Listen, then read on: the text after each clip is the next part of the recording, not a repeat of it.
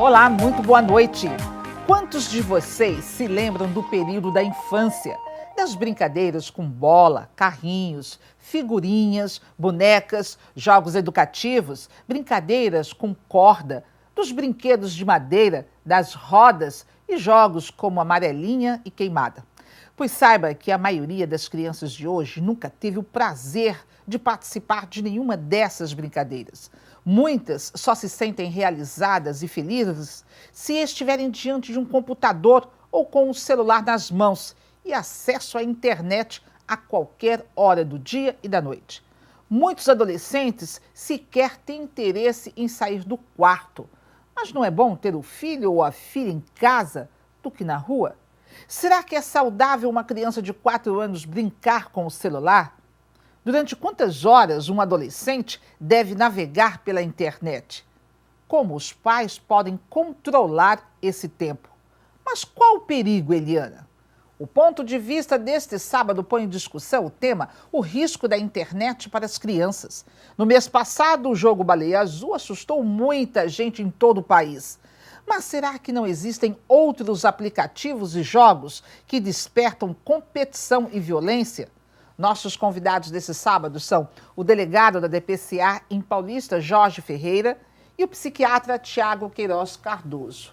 Muito boa noite e sejam bem-vindos ao Ponto de Vista. Boa noite, Aliana. O que é que fascina tanto na internet crianças, adolescentes e jovens ao ponto de ficarem presos, viciados e passarem horas a fio ou com o celular, né, na mão, um tablet ou mesmo diante do computador? Eu acredito que seja a facilidade, a quantidade e a rapidez das informações. A gente está vivendo o período pós-moderno, a internet é uma realidade, né? A velocidade da informação, da interação das pessoas, mesmo que de uma forma virtual, é uma coisa que existe, que é possível acontecer, que não tem retrocesso, não tem volta. O que a gente tem que fazer é se adequar o nosso comportamento a essa nova forma de viver. E é isso que atrai, principalmente adolescentes e crianças. Essa facilidade de informações que antes a gente não tinha, pelo menos na nossa geração, a informação era um pouco mais demorada, né? E, no entanto, está ali de forma palpável para que qualquer um possa interagir em tempo real com qualquer ponto do Brasil, qualquer ponto do mundo, com qualquer pessoa, de forma real. Eu acrescentaria que, além desse ponto que é importante, existe outro fator que é bem perceptível, principalmente para nós que trabalhamos em consultórios e clínicas, que é o fato do adolescente evitar o contato com o outro adolescente. Por quê? Porque é no contato com o outro que muitas vezes nós temos algumas dificuldades, né? Que temos chamado de bullying, pode sofrer um bullying, pode sofrer um preconceito, e aí muitos adolescentes eles evitam esse tipo de contato, né, pessoal, em que eu preciso aprender a participar do grupo para participar de algo que pode ser do meu jeito. Eu jogo a hora que eu quiser, com quem eu quiser, né, ali muitos falam nos consultórios que ali eu me sinto eu mesmo, eu posso ser eu mesmo, né, é uma questão de identidade. Deixa de ser tímido. Isso, exatamente, muitos deles eles se sentem no grupo excluídos, inferiorizados, e aí buscam, né, esse recurso da internet para viver a sua vida social, como se a interação virtual pudesse substituir a interação pessoal, o que a gente sabe que não é verdade. Que não muda. E aí é onde começa a morar o perigo, porque os pais estão ocupados com o trabalho e muitas vezes pensam que os filhos, né, tá na internet, está estudando, ou a busca dessa informação, é preciso saber que tipo de informação eles estão buscando. E aí começam a vir as armadilhas. Exato. A gente entende que a internet tem um lado positivo da informação, inclusive para a formação acadêmica, né, de crianças e adolescentes que buscam na ferramenta da internet as informações do seu dia a dia, né, as informações que são necessárias para trabalhos escolares, enfim, para interagir com outros grupos em troca de informações para essa mesma finalidade.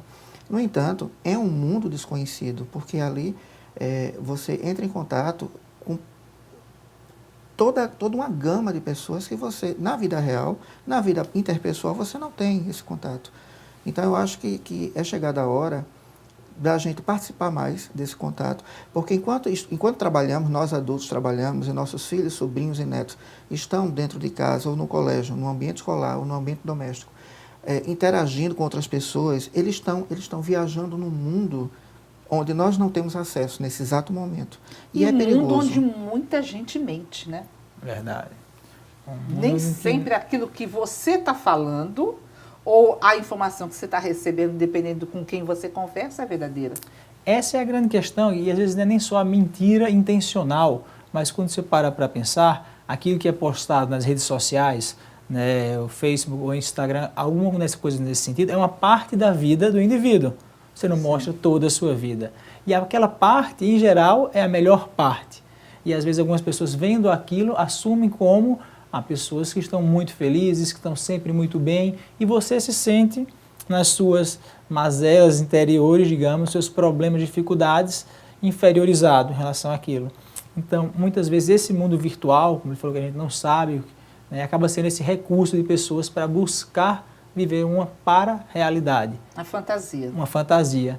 E aí a importância dos pais estarem próximos, não no mundo virtual, mas no mundo pessoal, conversando, não simplesmente brigando porque está jogando muito tempo no computador ou no celular, não, mas criando intimidade com os seus filhos.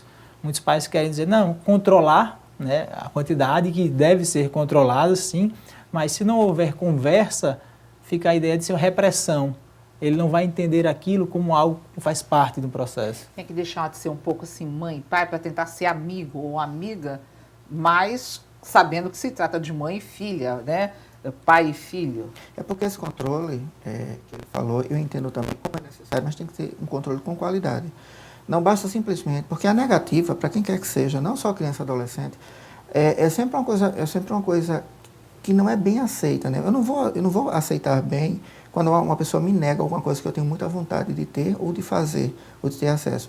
Então, a criança ou adolescente, quando a gente coloca um não, naquele momento não é possível, ou dessa forma, ou com essa pessoa não é possível, a gente tem que estar aberto para explicar o porquê e oferecer uma outra via, oferecer uma outra alternativa, né? Eu posso muito bem suprir isso que você está precisando, ou eu posso me juntar a vocês e a gente ver juntos o que de fato é necessário buscar e o que vale a pena. Vale a pena. A gente pode dizer que essa onda do jogo Baleia Azul passou, que os pais podem ficar despreocupados, um pouco mais tranquilos em relação a esse jogo, ou o jogo permanece? Está tudo aí? O jogo permanece. O jogo permanece. O que está acontecendo na realidade é que, como ele despontou, a ponta do iceberg apareceu, algumas pessoas procuraram. Nós do DPCA do Paulista registramos em Pernambuco o primeiro caso, né, oficialmente. Ingresso na Polícia Judiciária é o nosso, uma menina de 13 anos que mora em Paulista, no bairro do Jaguarana, e que se autolesionou, e a gente identificou a tempo. E depois disso apareceram mais 5 casos. Mas como eles estão emergindo, né, então faz com que as pessoas conversem, discutam, vá buscar dentro dos ambientes, né, o que está acontecendo com seus filhos, com seus amigos, as pessoas se policiam, se fiscalizam. Eu escutei muito isso dos adolescentes, por conta desse caso da menina, que eles ficam fiscalizando uns aos outros, pelo menos no ambiente escolar, para ver se não está acontecendo mais. O jogo não terminou, mas o jogo deu uma diminuída e a gente imagina que a tendência é terminar daqui a alguns dias. O que os pais têm que dar? Qual seria o sinal de alerta de que, de repente, o filho está participando desse jogo, ou de um outro jogo, ou de que alguma coisa de errado existe? Uma coisa interessante, essa semana, atendendo no consultório, uma mãe que trouxe uma filha passando por um momento parecido, que, na verdade, já tinha escrito uma carta de suicídio, em que ela falou que foi chamada pela psicóloga do colégio há algumas semanas e que jamais imaginaria que a filha estivesse passando por aquilo.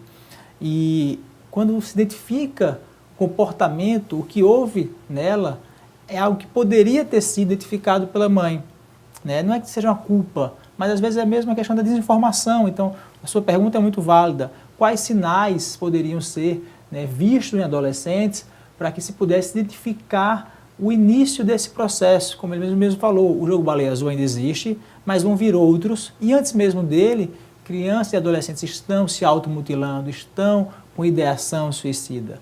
Então você vai, alteração do comportamento. Aquela criança que era um pouco mais extrovertida, passa a ficar mais introvertida, passa a não se comunicar mais tanto com a família, não querer almoçar ou jantar com os pais ou sair, esse isolamento. Irritabilidade, mais arredio, mais brigas, mais dificuldades no relacionamento. Queda no rendimento escolar, né, é algo muito importante, pode ser um sinal. Mudança de padrão de interação social, saía com os amigos, tinha contatos, hoje só quer ficar em casa, diz, não quero mais, e deixar de fazer coisas que gostava de fazer fora de casa. Às vezes jogava um futebol, não joga mais o futebol, às vezes queria ir para o cinema, não quer mais ir para o cinema. Então, principalmente, essas mudanças no comportamento são os primeiros sinais e sintomas que devem ser, né, servir de alerta para os pais. Muitas vezes a gente entrega o celular ou o tablet para a criança. Uma criança de 4, 5, 6 anos. É um joguinho, põe aí num joguinho. Não, um joguinho bobinho, que não tem nada, estou vendo aqui, não tem nada, e deixa ali e ela vai. Até que ponto isso é saudável? Até que ponto é saudável, desde que não traga nenhum malefício no comportamento da criança, nem na interação social dela para com os membros da família, para com o rendimento escolar e nem com os coleguinhas. Os jogos, os aplicativos em forma de jogos dos celulares, smartphones, tablets, eu não vejo como um grande malefício, desde que tenha hora para jogar, porque é um lazer. A gente entende que um jogo é um lazer, ele pode ser ofertado para a criança, né, como você falou do exemplo de 4 anos, pode ser ofertado como um momento de lazer. Como todo lazer, tem hora para começar e hora para acabar. Cabe, aí é onde entra a educação básica da família, de colocar os limites. É a mesma coisa de você permitir que a criança vá jogar bola. Ela tem hora para ir, tem hora para voltar. O aplicativo é a mesma coisa. Você vai jogar online com alguns amiguinhos que eu previamente procuro saber quem são. Eu estou sempre por perto para ver como é essa interação do jogo. E depois guarda-se o celular para que ele faça outra atividade. Volta aos seus estudos. Enfim, vá conversar com os coleguinhas na rua e tudo mais. Tiago, você elencou aí ainda há pouco uma série de características, né, de sintomas de que se o adolescente, a criança começar a apresentar é de que alguma coisa de errado tem. E aí, no caso, o pai, a mãe, muitas das vezes a criança está com os avós, os tios, enfim, o responsável. O que é que ele tem que fazer? Porque, às vezes, na falta da informação do adulto, ele não percebe. Não quer estudar, ou então vai pôr de castigo, vai tomar uma decisão um pouco mais agressiva. Mas, então, o que esse adulto tem que fazer? Por incrível que pareça, é o mais simples, mas o que as pessoas têm mais dificuldade, que é a conversa, não para confrontar. Às vezes o pai fala, você está ficando muito dentro de casa, dentro do quarto, eu vou tirar a chave do seu quarto, vive com a janela fechada, cortina, eu vou tirar essa cortina daqui, eu vou tirar o seu computador, porque a intenção é boa, mas ele quer ter uma atitude para que mude aquilo. E a atitude sem a conversa anterior vai funcionar como uma repressão, como uma intromissão, e o adolescente se fecha ainda mais, ele não vai falar. Então, o mais simples, não necessariamente o mais fácil, mas é o diálogo, é entender o que está acontecendo com ele. E muitas vezes os adultos não conseguem fazer isso porque também estão um tanto quanto viciados, né? É verdade. Na internet, no celular, nas redes sociais, e não sabe mais bater um papo, não sabe mais conversar. Verdade. Olha, a internet para esses adolescentes, para essas crianças, se trata de uma fuga. A gente viu ainda há pouco que estão em busca, né, de informações, é moderno, mas também não é uma fuga de problemas familiares, né, ou de aceitação em escola. O ponto de vista volta daqui a pouquinho, não saia daí.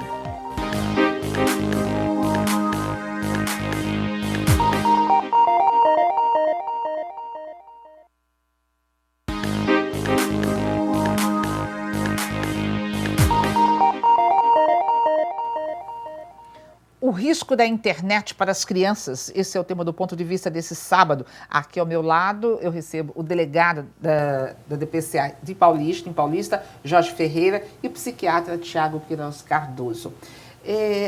Além do jogo Baleia Azul, que ficou conhecido, que todo mundo começou a falar e as pessoas assim entraram meio que em pânico, que outros riscos, que outros aplicativos existem na internet e que estão em acesso dos nossos filhos, sobrinhos, netos, e que verdadeiramente a gente tem que estar atento?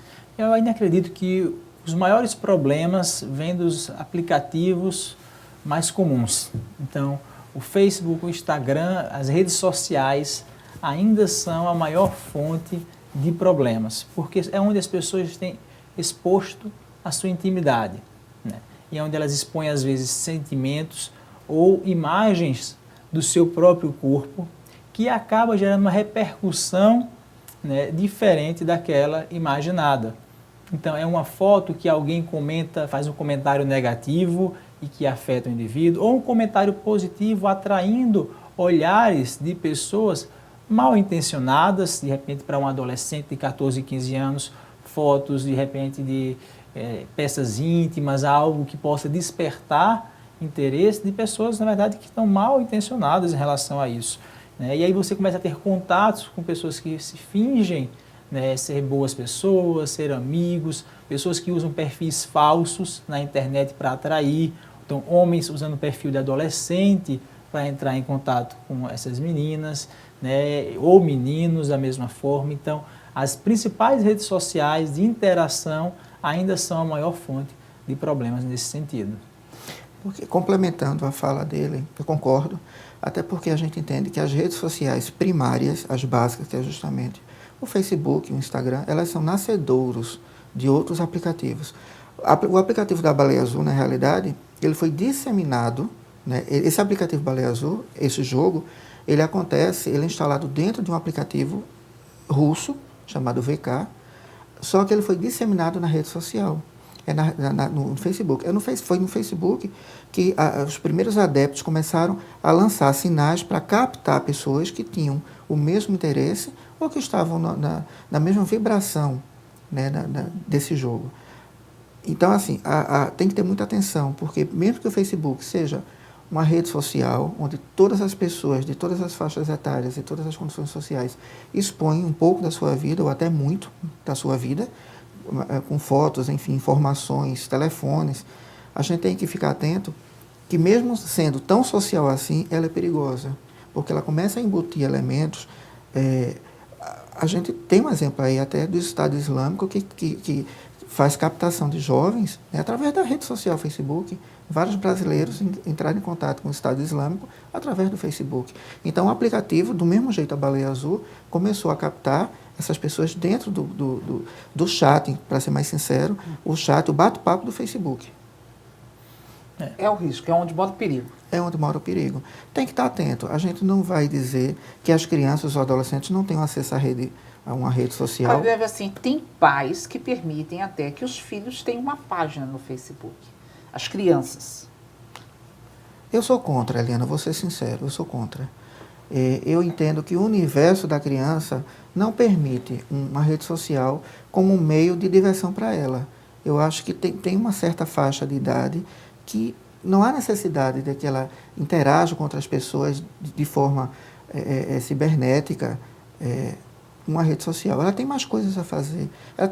Eu entendo que ela tem que se socializar nesse momento da primeira infância com os coleguinhas do colégio, com os vizinhos, né, com os parentes, os primos, enfim, para que forme um pouco do caráter dela, dê mais segurança, para que ela possa se expor com outras pessoas que ela não conhece. Até porque existe uma idade de vulnerabilidade real. Não é um adolescente de 15, 16 anos capaz de fazer um julgamento. Né? Um pré-adolescente, 11, 12 anos, é mais vulnerável a ser atraído por essas pessoas que, né, de repente, querem realmente fazer tem uma intenção, né, mal nesse sentido. Então, acredito que a internet ela se torna um risco nesses dois momentos. Ou quando ela é muito precoce, ou quando ela é usada de uma forma indevida. E a gente tem que estar atento às duas coisas.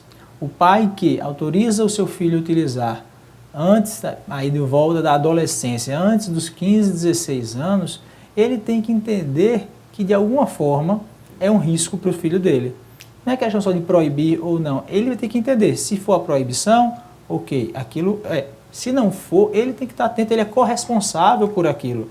Ele tem que conversar com o filho, entender. Não é simplesmente descobrir a senha, sem falar nada e ficar lá. Não. é explicar a importância dele estar acompanhando aquilo. E quando você tem uma relação de pais e filhos que já é complicada, do filho que não obedece, que sabe o que quer, que faz o que quer, ou porque os pais são separados, a situação ainda fica mais complicada, porque você conseguir fazer um diálogo é muito difícil. É por isso que a gente sempre fala, né? A base está no diálogo. E o diálogo muitas vezes tem que anteceder tudo isso. É que às vezes você quer começar o diálogo quando ele está fazendo algo errado e eu quero que ele pare de fazer. É uma situação de conflito.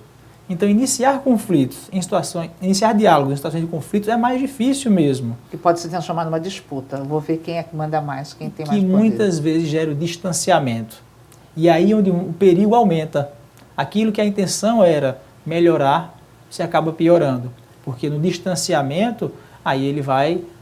o pai às vezes acaba abrindo mão ou colocando para a mãe tomar conta, ou a mãe colocando para o pai, ou na realidade de pais separados, às vezes fica um colocando a culpa para o outro, né, que é importante, mesmo quando há separação, o diálogo entre os pais.